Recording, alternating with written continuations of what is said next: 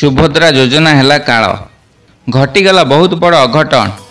शेष में स्वामी स्त्री जहाँ घटी आपण मैंने शुणिले आश्चर्य होइजिबे। आउ चाहू चाहू अल्प समय मध्य पूरा परिवारटा छारखार हो नष्ट होईगला।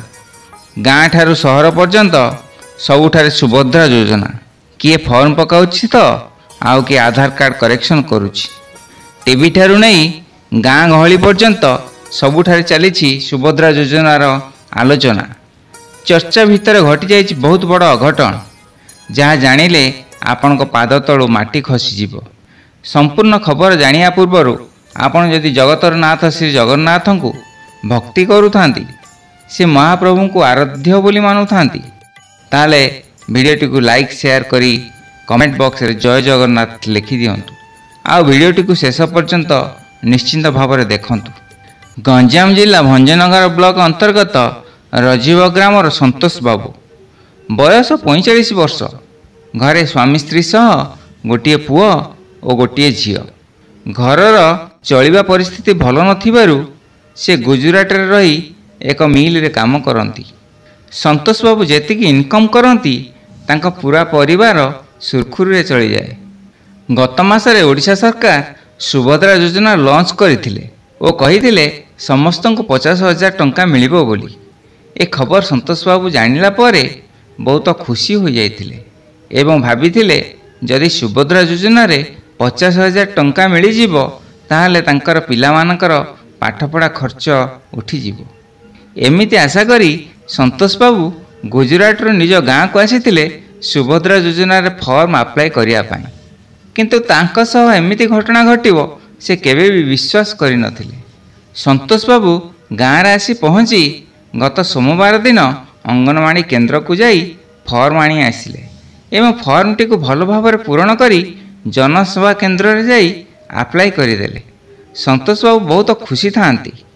आउ मन मन भाबुथांती 17 तारिख रे टंका मिलगले पुणी निज कर्मभूमि गुजरात को फेरी जिबे पूरा परिवार को नहीं।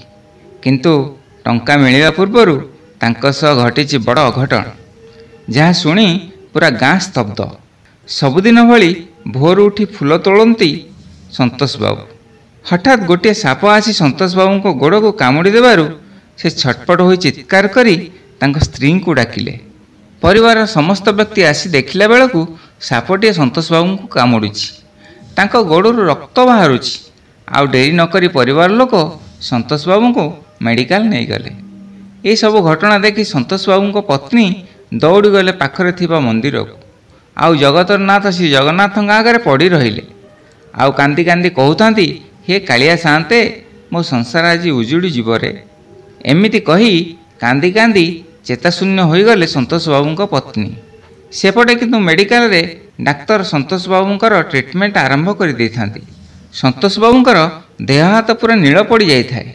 बोधुए कौनसी विषधर सर्प संतोष बाबू को कामुड़िथिला बोली डाक्तर बाबू घर लोकों को जणाइथिले।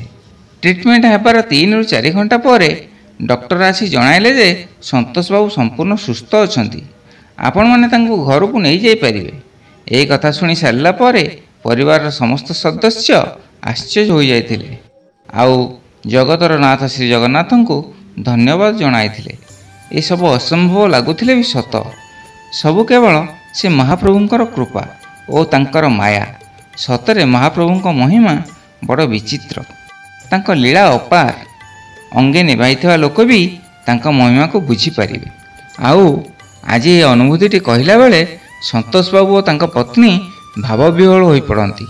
महाप्रभुंकर छोटिया अनुभूति केमिति लागिला कमेंट माध्यम मतामत जणाइबे। आउ महाप्रभु को नहीं किसी अनुभूति थिले मते मो मेल आईडी रे पठेई पारिबे।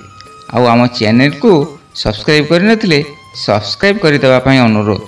आज पई रहिली, देखा हेबो आउ गोटे महाप्रभुंकर सुंदर अनुभूति सहित। जय जगन्नाथ, जय जगन्नाथ, जय जगन्नाथ।